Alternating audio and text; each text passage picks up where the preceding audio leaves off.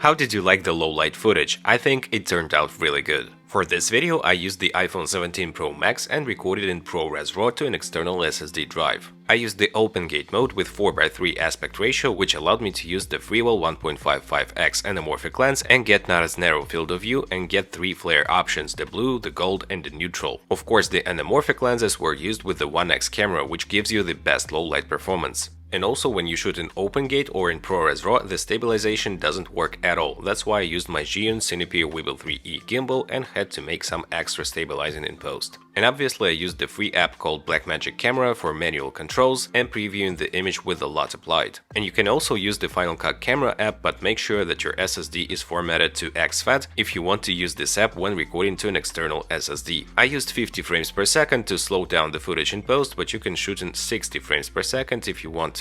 I still was setting the ISO and the white balance in the app just for the reference, but later on in post you can change the ISO value and the white balance when shooting in ProRes RAW. And as you can tell, I was filming both in extreme low light conditions and during the sunset, so you can see the performance of ProRes RAW in different low light conditions, and the highest ISO value I used was 3200 ISO. It's definitely usable, but I would recommend some extra noise reduction in post for such shots. The image quality in ProRes RAW in low light is slightly better than in regular Apple log and H.265 codec. It has less noise reduction and compression artifacts and more detail, which allows you to do further denoising in post, but I didn't do any extra denoising for this video to showcase the true capabilities of the ProRes RAW in low light. When processing ProRes RAW in Final Cut Pro, you go to Modify RAW Settings, choose iPhone ProRes RAW, and in Demosaic I chose Custom and set the color noise to 1, which helped with chroma noise, and the edge contrast and detail enhancement were set to about 0.05, not to make the image look over-sharpened. Then I applied RAW to log conversion, chose Apple Log 2, and then I can apply a LUT. For this video I chose Phantom LUT Utopia Legacy for Sony a7S III and it worked just fine. And then I can adjust the ISO, white balance and the tint in ProRes RAW settings, and tweak the image a little bit further with color wheels too. That's it, the shot is done and I edited every shot in such fashion.